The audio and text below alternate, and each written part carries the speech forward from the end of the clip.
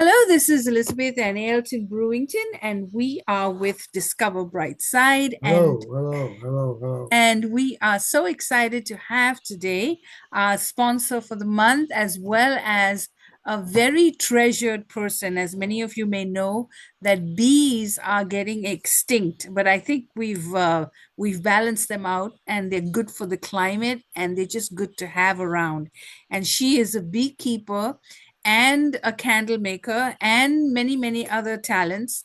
But today is the book launch, and we're going to learn more about this honey making process, how she extracts the bee wax, and how you can make these candles in your home as well. And I also have in my studio Deborah, who's a jewelry maker, and she'll be coming up with a demonstration and some videos that you might enjoy. We'll make sure that the links are available to you in the subscribe. But first, who are we?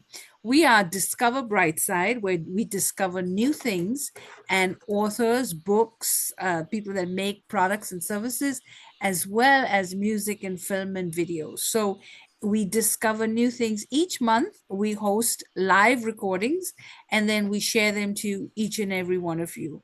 Now, in order to keep this channel alive, we need you to subscribe. We need you to write a comment. We need you to share these videos, and we need your full participation. We also, for those of you who can afford to buy these products, candles and jewelry and Lisa's book, we want you to do that. Now, this Lisa's book will be with us for the Christmas and the holiday season as well. And so we want to make sure that you buy it. You write a review, you go on Lisa's pages, you like, subscribe, and you connect with her as well. So we'll make sure that all her links are available to you. But without further ado, I would love to introduce you to her. And more importantly, did you know, we talked about this last month. Did you know that Alberta, Canada is the largest honey makers in Canada? So this was something none of us knew. And I think on the last episode, we had people from Montreal, we had people from Toronto, and none of us knew about this best kept secret. So I'm going to, without further ado, introduce you. And Lisa, please go ahead and introduce yourself. And thank you so much for coming on our show. Oh, it's my pleasure to be here. Thank you so much for having me. So my name is Lisa Graham, and I am the author of The Art of Beeswax, A Guide to Candle Crafting. I'm very excited to have this book finally available.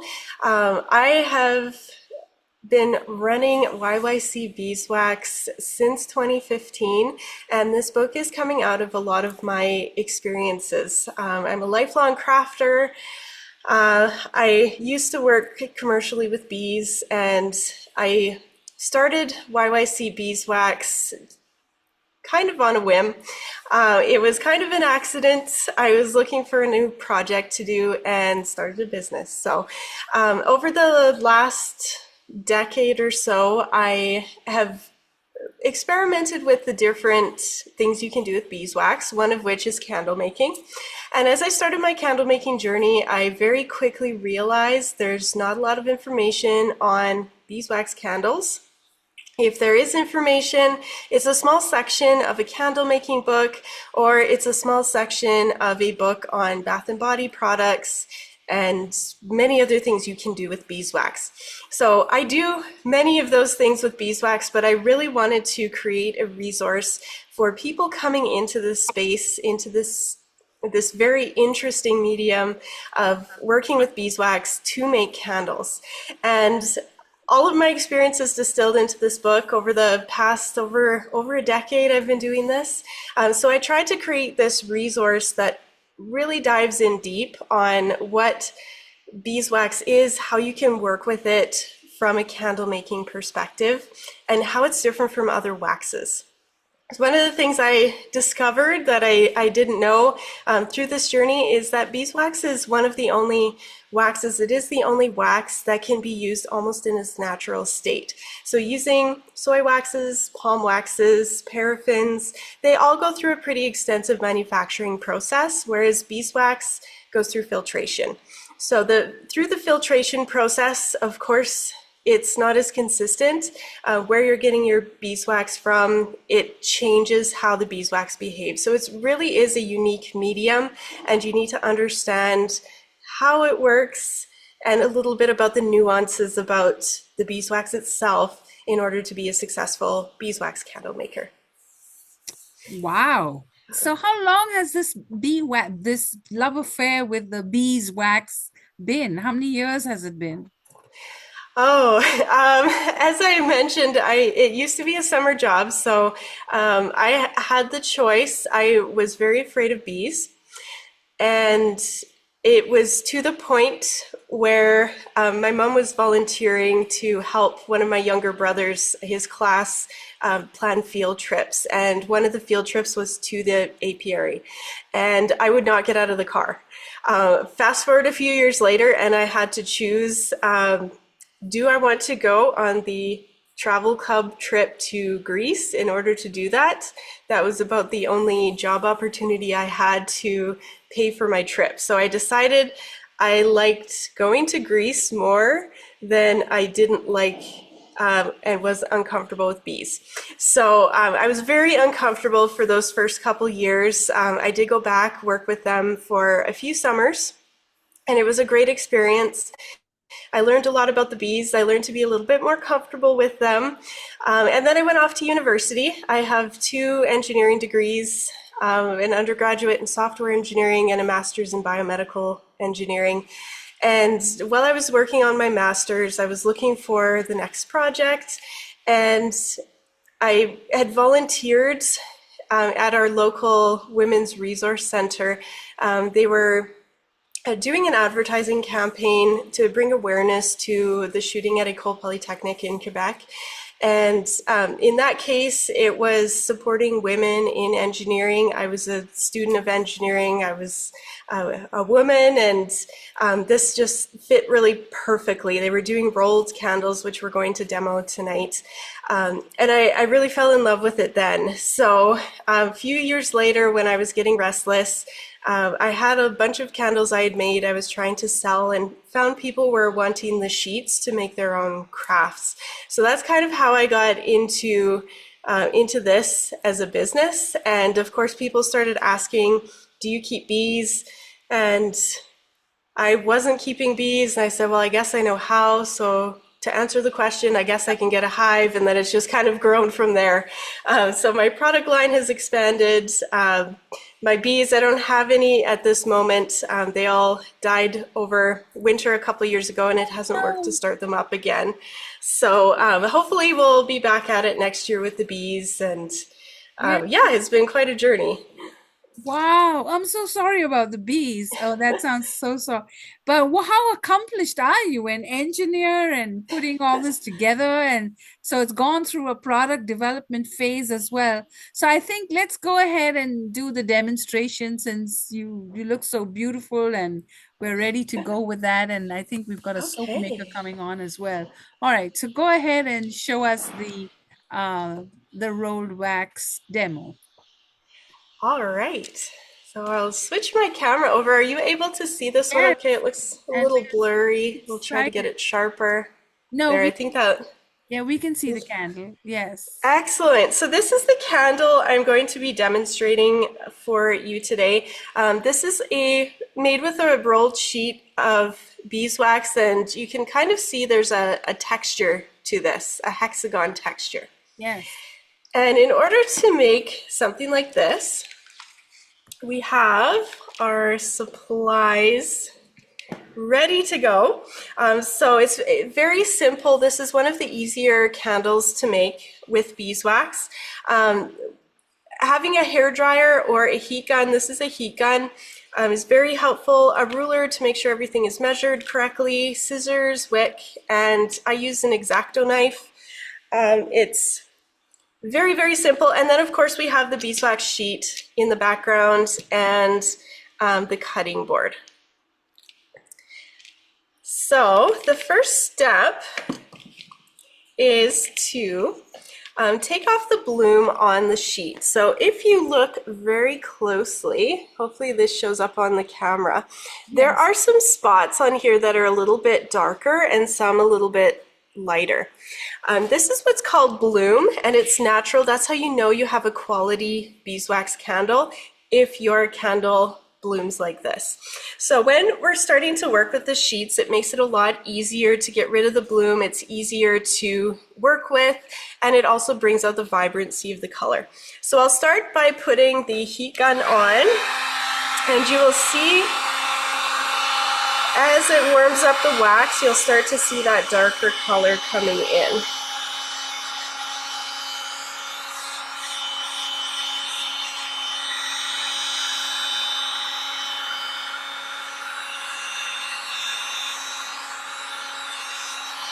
And it takes a minute for the heat gun to warm up. Once the heat gun is warmed up, this goes very, very quickly.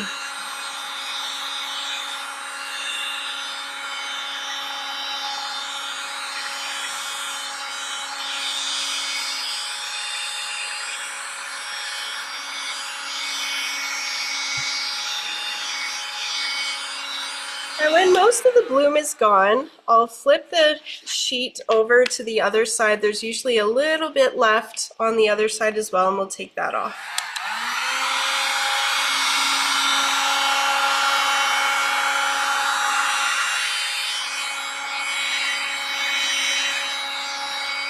This side always goes much more quickly.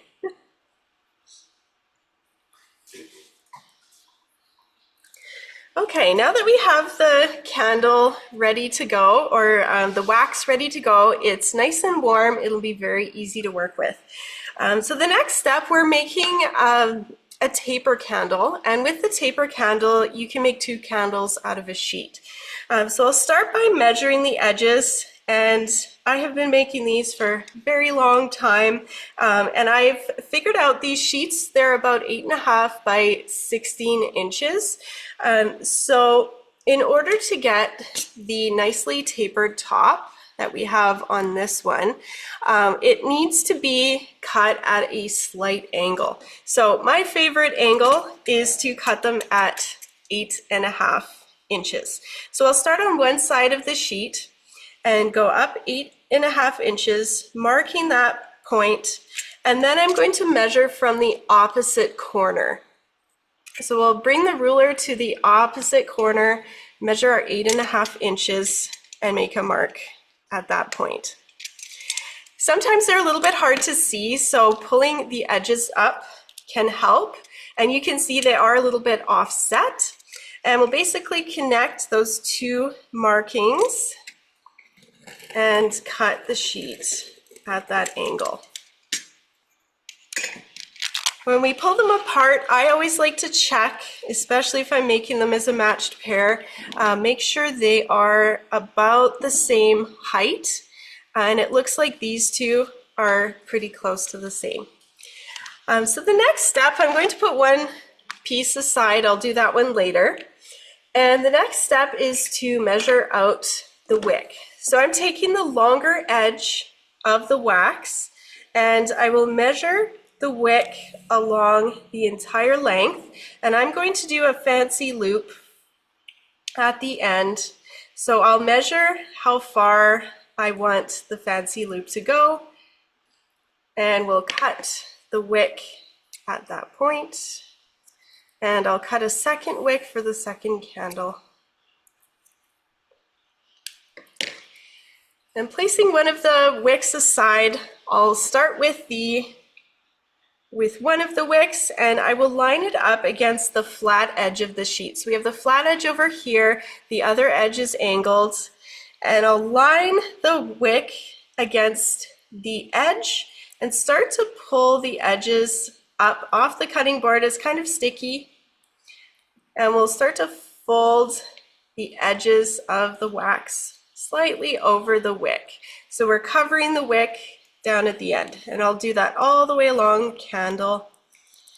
And when we get to the top, I want the fancy loop, so I will loop it around and bring the edge in so that very edge is included into the wax, and we have a nice little loop at the top. From here, it gets easier. This is about the hardest part of making these candles. We'll start rolling. We want to keep the rolling as firm as we can. You don't want it too tight or they become a little bit too small for a regular taper holder. And you don't want it too loose either. They can fall apart. Most important thing is to check the bottom. Make sure the bottom is staying flat. If you start to go off at an angle, we'll try to get it going off course here. So it's starting to kind of go off course a little bit. It's very easy. You just unroll and start again. So it's a very forgiving craft, especially for young kids. Young kids love making these. And once we get to the end of the candle, I'll gently press the edge in.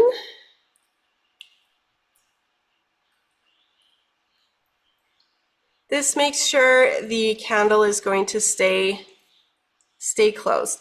And if the bottom is not quite flat, I will press it gently into the cutting board, and that's it. We have a candle. Wow, that is so simple. You don't have to make wax or anything. Oh my goodness. Yes. So you sell the sheets? Yes, I do. Our sheets are somewhat seasonal. I haven't found a good way to ship the sheets out in the winter. If they freeze, they do get brittle, and we're in quite a cold climate, so I try to avoid shipping unless we have a Chinook, a lot of plus temperatures, and especially plus temperatures in during the night. I might be able to sneak an order out. Usually from October, when it starts to freeze, through April, I will do local pickup only. The rest of the year, I can ship sheets. We have some candle kits available for, I think I have four or five different types of rolled candles. The other candle kits we have with solid wax, those ones we can ship year round. It's just the sheets that are a little finicky. But how exciting and how simple. That was so awesome. Now, show us your book. Tell us a little bit about this book since we are launching the book. We'll come back to questions. Yeah, Sure. Tell us about the book. Yes. Yeah, so this is the book. Basically, what I've done in this book is collected information. I like to start out with a little bit of background with whatever I'm doing. I did write a thesis, so having that background information is kind of ingrained from working in academia. So we start out talking about the materials, talking about the beeswax. It is a very beautiful book. And a lot of the pictures in here are from my own hives and from the work that I have done with the bees and the wax. Then we get into materials. So we look at wick information. How do you create your double boiler? What materials do you need to make your candles? And then we get into the good stuff. So this is an example, the rolled beeswax candles. This is what I was just showing you. And I have beautiful, beautiful pictures in here. Wow, yes, they're beautiful. And this is an example, step by step, showing the process of creating the candles. So I have step-by-step tutorials all the way through different types of candles, rolled candles, hot wax candles, container candles. I also talk about dyes and scents. How do you add those? How do you work with them with beeswax? It's a little bit different working with beeswax because it has its own natural yellow color and it also has its own scent. So you have to be mindful when you're choosing colors to work with and scents. You can use white beeswax, for example, when you're working with dyes. And then I close the book with some testing information. So once you have your candles, how do you test them? Again, beeswax is a little bit finicky. It changes over time depending on the source of your beeswax. And even in our local region, I have had batches of waxes where I need to adjust things like the wick. So I have a section close to the end, that's talking about testing. And there were a couple of questions I had as I was working through the book about, is this information true or not? I saw some conflicting information online. So I did some of the tests. So one example is the direction when you're working with a square braid wick. Does the direction of the V in the wick matter? So I decided to test it out. I did a couple of short studies on things like that to see how the candle burns, and I documented them. As far as I know, I haven't found anyone else who's done that. So I'm hoping that will be helpful for other beeswax candle makers out there. So tell us what your website is. Sure. The book has its own website, artofbeeswax.com, and it's also available on the business website, YYCwax.com. The book is available at YYCwax.com, and there's also materials. So if you have any DIY supply needs for candle making, beeswax candle making, I have all that available there. The Art of Beeswax website, artofbeeswax.com, also has some of our book resources. So there are some links at the end of the book. If you need supplies, we have a starter kit I'm putting together right now. We have a Facebook group that's over 8,500 people at this point. Very exciting to see so many people interested in beeswax candle making. I have a video course coming up, and so much more. So a lot of that is linked in through the Art of Beeswax website.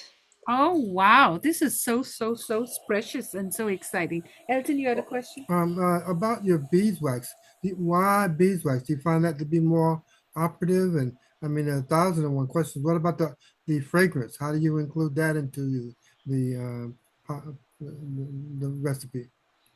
That is such a great question. And it's a question I asked myself when I started this book.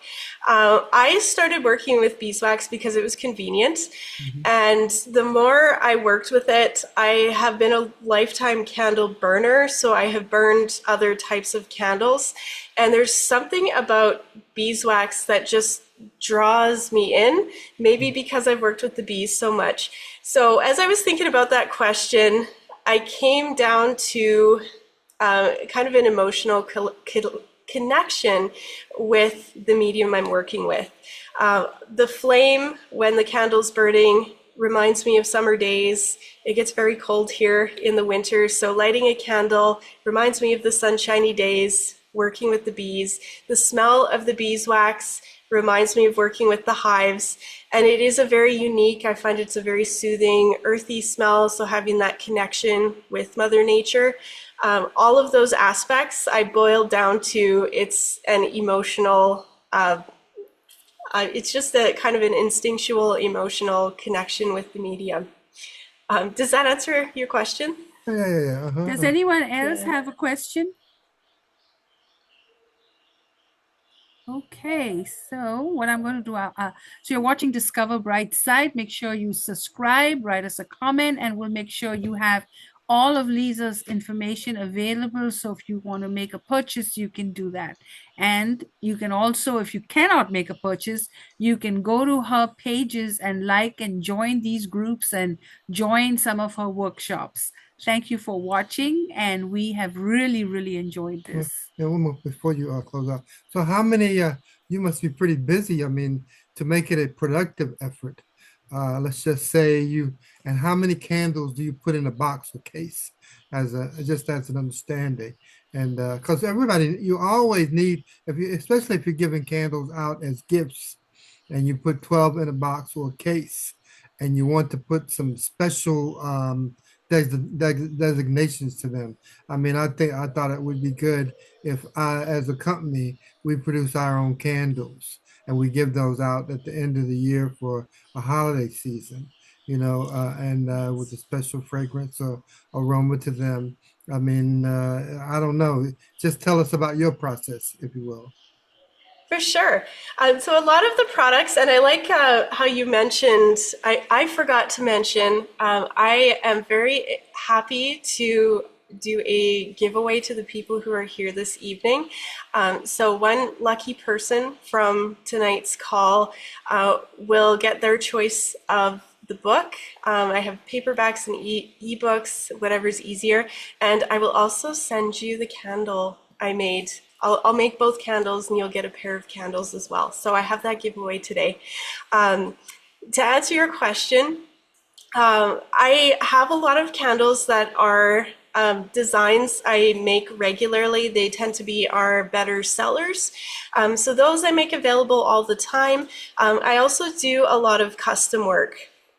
So I've had companies want some custom designed packaging, things like our mason jar candles. I can put some custom stickers on. I've done wedding invitations, corporate as well. Our lip balms are extremely popular for custom labels, corporate, weddings. What else have I done? Bands. I play in a band. I make them for my band, and I have one of our bandmates plays in another band, so we've used them for advertising for our musical endeavors. Yeah, so there's kind of a mix. If people are looking for something that we make regularly, we can do large orders. We can customize to a certain extent with a lot of the products, or we can create something brand new. So we have done custom scents.